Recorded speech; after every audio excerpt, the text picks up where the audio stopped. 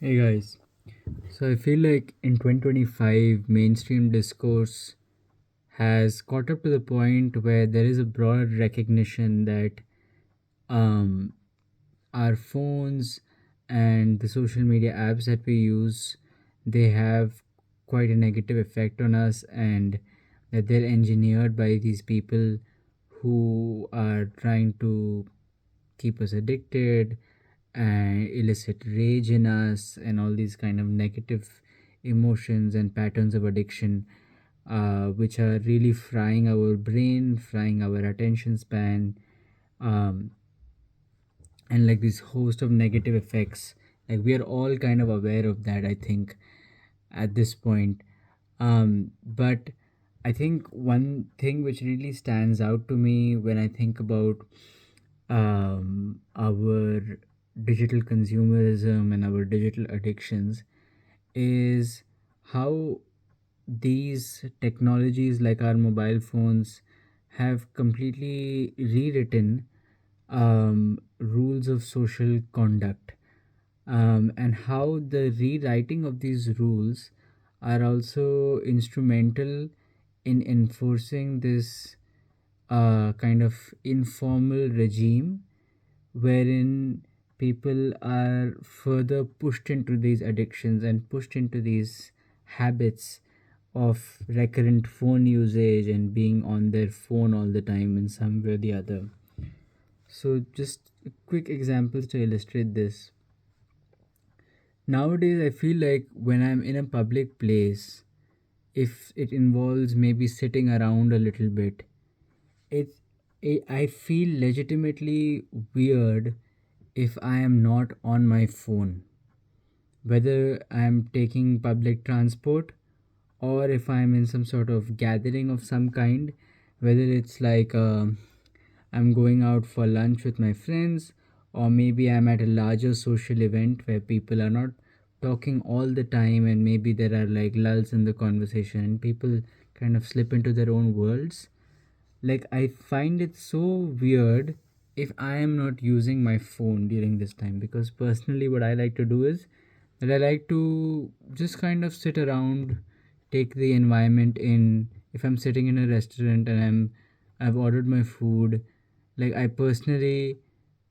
I'm down to talk if I'm with other people, but if they are not down to talk, if they're looking at their phones, then I would much prefer to just kind of look around the place and take the ambience in and just see what's going on around me. And it's not out of some sort of deep curiosity for everything that exists around me. It's more simply that I don't feel the need to like stimulate my brain all the time with some sort of entertainment or the other. But you know, 1 or 2 minutes into this habit of mine, and I start to feel like the weird person for doing something which would be considered absolutely normal before phones came along and rewrote rules of social conduct in public spaces. And when I'm at like a public, semi public kind of gathering of some kind where there are a lot of people and whatnot, if a person is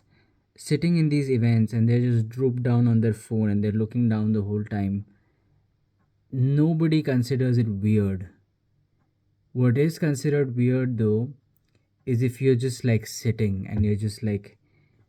looking around and are open to a conversation if it arrives. This is weird. So this has like really negative effects, because if you are, for example, prone to a kind of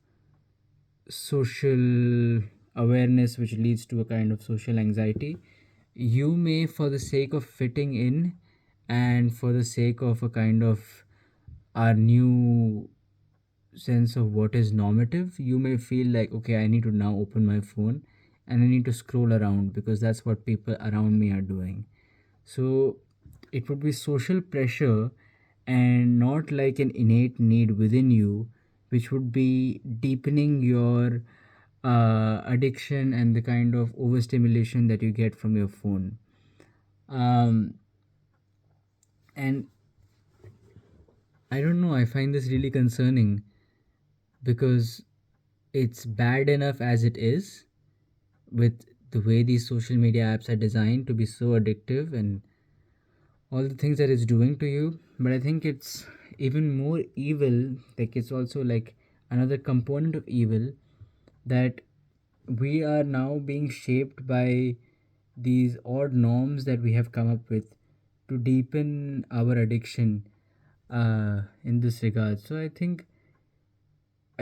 because I personally feel there's a lot of value in boredom, and a lot of people have spoken about this recently. I'm not the first one, and I won't be the last one who speaks about this, but I feel like boredom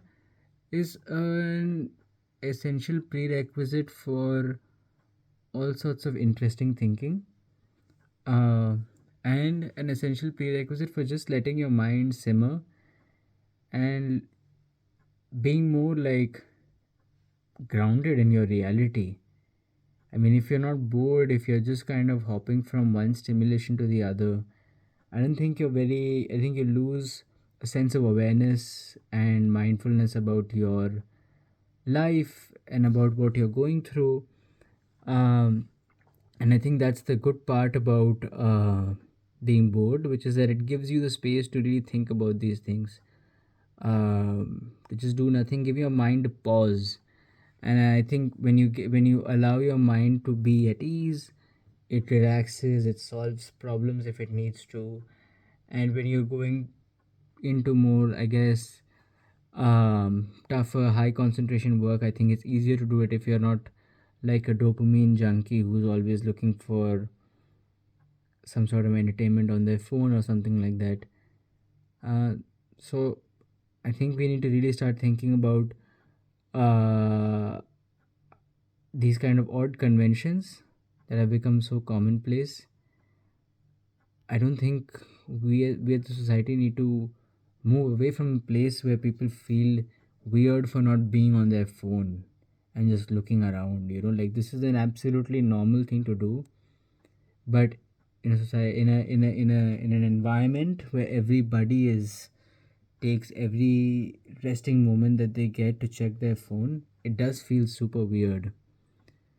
And I mean, that's not deterred me from doing what I believe in for the most part, but I find it absurd that it even feels like a deterrent of some kind, and we need to move past this in some way. Yeah, thanks.